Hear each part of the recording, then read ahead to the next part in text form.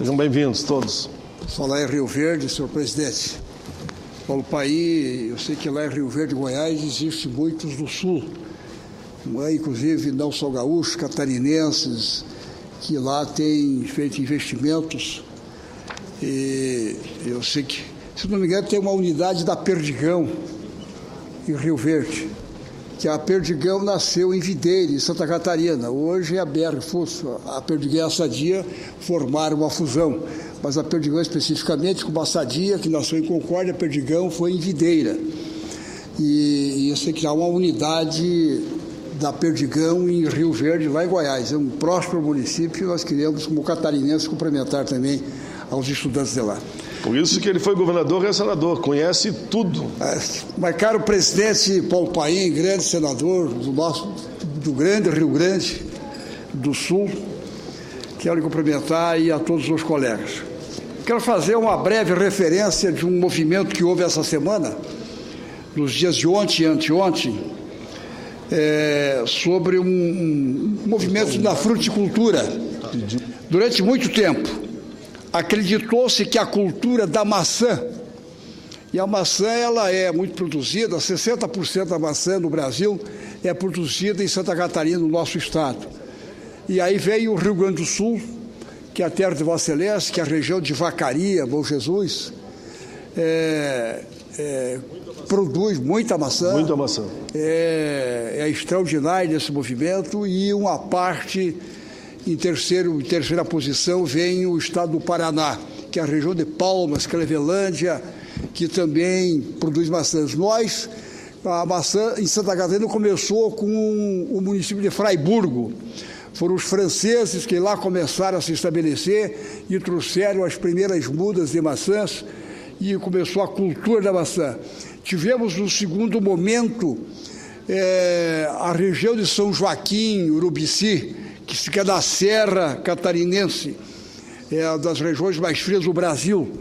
E em São Joaquim teve o início em função de um convênio que Santa Catarina fez com a província de Aomori, no Japão. A província de Aomori fica ao norte, a 700 quilômetros ao norte de Tóquio, e em função disso os japoneses também foram a Santa Catarina com a tecnologia deles, e aí começou também uma produção de uma variada da Fuji e da Muji, essas duas variações de maçãs do Japão, e aí começou a se desenvolver e nós começamos a crescer nesse movimento. Hoje, então, eu diria que durante muito tempo acreditou-se que a cultura da maçã não se desenvolveria no Brasil, em função do clima. Nesse período, os únicos frutos disponíveis eram importados até então, e principalmente vinha da Argentina. Com muito trabalho, pesquisa e perseverança, esse cenário mudou radicalmente desde o início dos anos 60, quando foram trazidas da Europa para Fraiburgo, como eu disse antes, em Santa Catarina, as primeiras mudas da fruta. Atualmente, a produção nacional de maçãs já ultrapassa a marca de 1.300.000 toneladas, com exportações que devem chegar a 120.000 toneladas, das quais 84.000 apenas para o exigente mercado europeu. A produção catarinense representa, como disse antes, cerca de 60% do Brasil. São cerca de 3.300 produtores de maçãs, que geram 58.000 empregos diretos e 116.000 indiretos. Por suas peculiaridades, a maleicultura tem alta demanda de mão de obra, cerca de 150 vezes superior ao cultivo de grãos, por exemplo. Veja bem, a maçã ela usa 150 vezes mais a mão de obra do que em relação a grãos. Ela ocupa muito a mão de obra, isso em quantia, principalmente nas épocas de colheita e o cultivo, a preparação, ela dá muito emprego. Pelo fato das regiões produtoras estarem localizadas em áreas serranas e frias, especialmente os estados o nosso e do Rio Grande do Sul, Santa Catarina e do Rio Grande do Sul, o cultivo sempre sofreu a ameaça das intempéries climáticas severas, como as quedas de granizo, com o apoio do governo federal, através da securitização agrícola e do financiamento para aquisição de telas de proteção, essa dificuldade está sendo superada.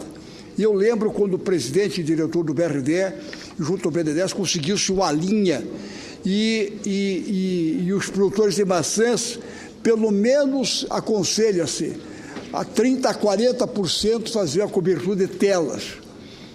Tendo essa cobertura de 30% a 40% do pomar coberto com telas, numa adversidade vindo o granizo, que são as chuvas de pedra, salva, não entra no prejuízo, pelo menos equilibra. O bom é fazer até a metade, se for possível. E o custo-benefício, com o tempo, você paga. Então, dá uma certa segurança, porque o seguro é muito alto. Porque para segurar as companhias, elas exigem muito, porque não havendo cobertura de telas, o risco é grande para as companhias também. Ou se fizer o seguro, mas ele custa muito. Então, a saída foi um custo baixo, financiar a cobertura de telas, e isso está contornando essa saída. É uma fase praticamente superada. Uma outra, porém, que está causando problemas aos produtores, tem um outro fato que causou problemas. Trata-se da mosca das frutas. E aí é um assunto bastante debatido. A mosca das frutas, uma das pragas-chave da fruticultura brasileira. Ela afeta não apenas as maçãs, mas outros cultivos frutícolas de grande importância socioeconômica, como pêssegos, e aí levantaram que a região de Pelotas também tem muito disso, que está atacando ameixas, amoras, framboesas e assim por diante. O combate químico à mosca tem sido a única alternativa dos produtores. E na sua ausência, os danos podem ser totais. Se não usar o combate químico, os defensivos químicos, na ausência disso, aí não tem jeito de produzir. Então, hoje, o que está se usando é o combate químico, tem que importar, principalmente, e aplicar o produto químico. Estima-se que, entre custos, os defensivos e perdas efetivas, os prejuízos superem os 25 milhões de reais anuais. Nas produções de frutas, maçãs e assim por diante do Brasil. Apenas o segmento das maçãs, 25 milhões de reais, em função perdas que podem ocorrer dos vendavais e na aplicação de defensivos. Se não usar mais os defensivos químicos, aí vai ser um prejuízo total. Quase que. A outra consequência danosa: o controle químico implica em restrições à fruta. Está havendo restrições à fruta, especialmente em relação ao exigente mercado de exportação. Além disso, estudos já apontam que os inseticidas eficientes serão em breve retirados do mercado. Me dá o nome do cara da Embrapa. Então, senador Paim, além disso, os mercados exigentes já estão botando restrições, que nós estamos exportando na base de 20% das maçãs, e estão colocando restrições na análise. E estão chegando à conclusão que tem que deixar de colocar esse defensivo, porque contamina de um certo modo. E 80% é consumido no Brasil. O consumo é alto. O que é que nós temos que encontrar? Qual é a saída que os técnicos estão trazendo? Se para exportação o defensivo contamina, porque o mercado lá fora analisa isso, que pode prejudicar as pessoas, se prejudica lá fora, também prejudica as pessoas aqui dentro. Senador. No Brasil. Eu vou chegar lá, senador Emanuele, até porque nós participamos juntos de uma audiência pública no Ministério da Agricultura ontem, e anteontem estivemos também no Ministério da Ciência e Tecnologia. Eu já vou chegar onde que as vossas têm participado, inclusive. O mercado exportador, contudo, não deve ser nossa maior preocupação. os malefícios dos inseticidas químicos causam impactos também, como disse, aos consumidores brasileiros, que deve, inclusive, ser a nossa prioridade. Com planejamento eficaz e união entre produtores e forças políticas, surge uma alternativa, o controle biológico. O biológico da mosca é uma alternativa que está surgindo. Na última terça-feira, e aí vem, tivemos a oportunidade de apresentar ao ministro da Ciência, Tecnologia e Inovação, Marco Antônio Raupp, o projeto para a criação do Centro de Controle Biológico, o Mosca Azul. Produtores representados pelo diretor executivo da Associação Brasileira de Produtores de Maçãs, que é o catarinense Dr. Moisés de Albuquerque, estudiosos e parlamentares, dentre os parlamentares, eu gostaria de citar o deputado federal Afonso Ram, do Rio Grande do Sul, ouviram do ministro Raupp um entusiasmado apoio para o desenvolvimento das pesquisas, que deve incluir ainda a vital parceria com a Embrapa, que é a Empresa Brasileira de Pesquisa Pecuária Embrapa.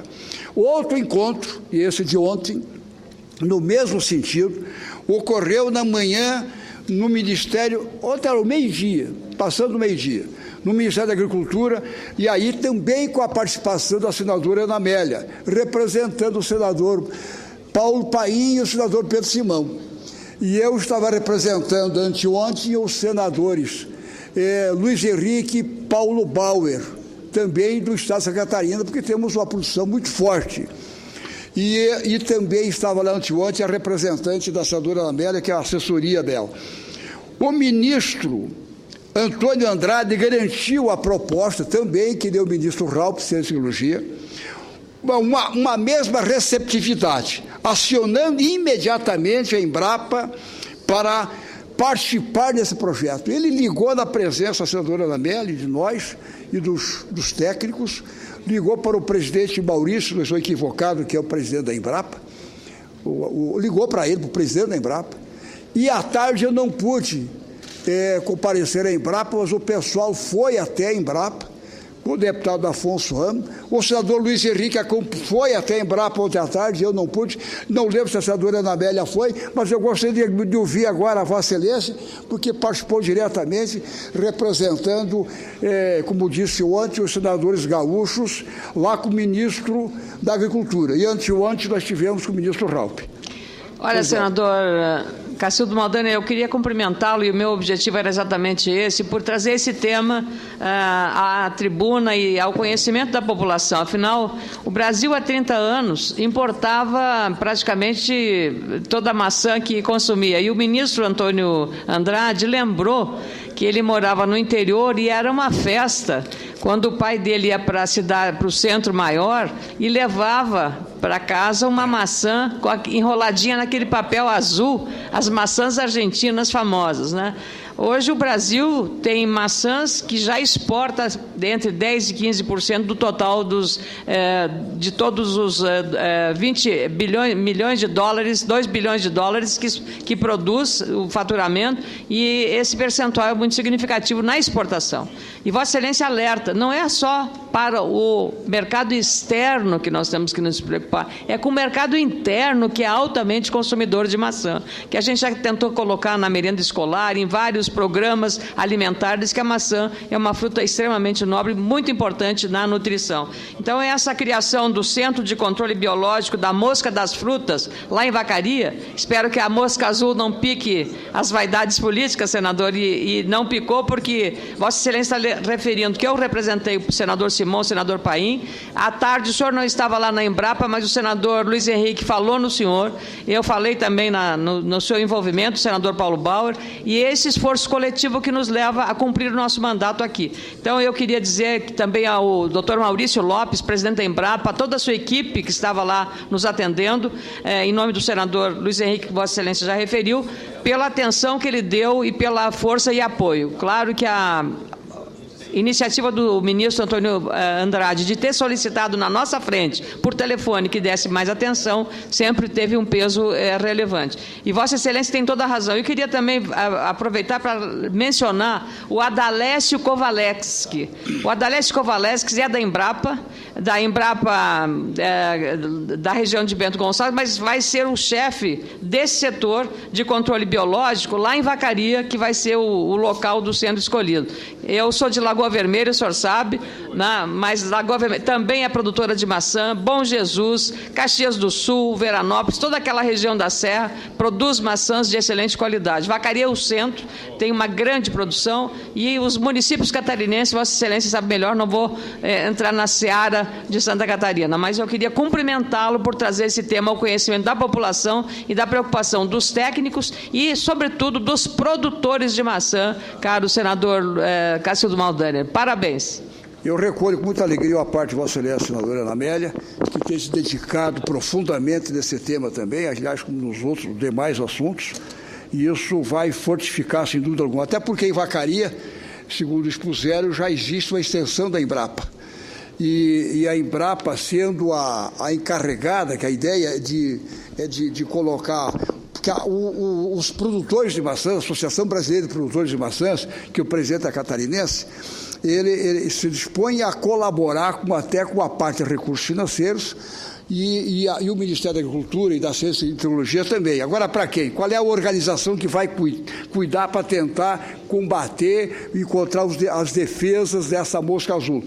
E aí, nada melhor do que o setor da Embrapa para cuidar disso, para ter sequência, conforme o deputado Afonso tem colocado muito. Ele é engenheiro agrônomo e é da área e conhece bem de perto. Obrigada.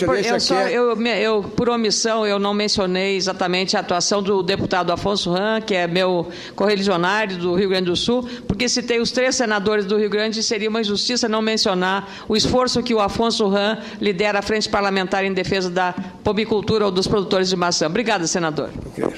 O combate biológico como forma de manejo sustentável da mosca da fruta é uma alternativa viável, que já vem sendo utilizada em outros países.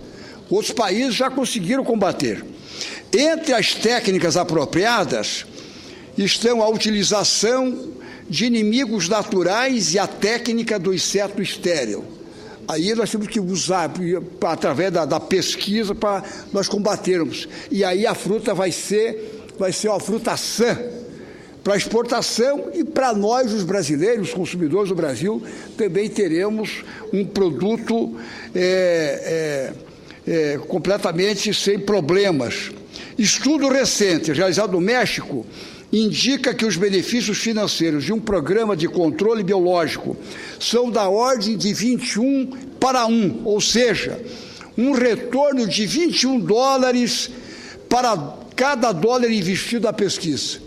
Então, para cada dólar investido na pesquisa, e vamos encontrar a solução, nós vamos economizar $21. Para cada investimento economiza 21 no resultado final. Nós temos usado para a defesa civil para aplicarmos em prevenção. Cada real aplicado à defesa civil para remediar tempestades e crises, adversidades, economiza-se na medida de 7 para 10 reais em relação à reconstrução, que depois do mal feito, para reconstruir, custa muito mais caro. Então, a prevenção é fundamental. E, neste caso, melhor ainda o resultado. Para cada R$1 investido na pesquisa, neste caso, teremos um resultado 21 vezes melhor depois. E a maçã, como outras frutas, tem um fundamento importante. Porque, além disso, de ser um bom produto, tem mercado internacional, tem aqui dentro, e protege a saúde. Isso é fundamental. Os produtores estão fazendo sua parte. Têm demonstrado união em suas metas, planejamento de longo prazo e articulação. Disponibilizaram-se, como disse antes, inclusive a dar contrapartidas financeiras na implementação do Centro de Combate Biológico. As respostas dos ministros Marco Raupp e Antônio Andrade, que são da Ciência, Tecnologia e da Agricultura, nos dá a convicção de que o governo federal compreende a importância da parceria. O caminho encontrado é que o centro seja inteiramente assumido pela Embrapa como uma unidade avançada e específica, para poder prestar esse apoio ao desenvolvimento da fruticultura. E é dessa forma, com planejamento sério, integração entre as forças produtivas e os agentes públicos e investimento contínuo em pesquisa e inovação, que encontraremos o caminho do crescimento sustentável. Faço isso nessa tarde, senhor presidente, que não podia deixar de fazê-lo, até porque o Brasil se prepara para isso.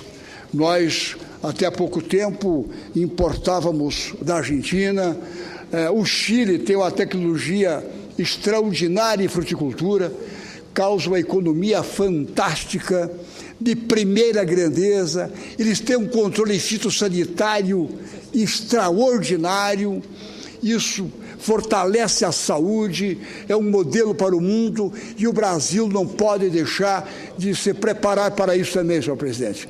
Vamos enfrentar mais essa, que é bom para os brasileiros, para a economia do mercado internacional, na oferta, inclusive, de emprego e renda e também, principalmente, para a saúde de todos nós. Muito obrigado, senhor presidente. Muito bem, senador Calcido Maldani. E também pela tolerância, Vossa Excelência, com o tempo. Os cumprimentos, Vossa Excelência, senadora Ana Amélia, senador Simão, enfim, mas principalmente a ambos que estiveram nessa linha de frente aqui, em nome do Senado, né? Na defesa da produção de maçã no nosso Rio Grande, nessa região. Nunca me esqueça do país, uma vez que o governador disse em Vacaria, na colheita da maçã. Colheita da maçã. Guazelli era vivo ainda. Me lembro do Guazelli. Foi deputado longo período conosco aqui também. Inclusive, senador. Tinha até governador. Subiu com o governo também, tem participado lá em conjunto, uma festa muito bonita. Nunca esqueço disso. Os cumprimentos, tanto a vossa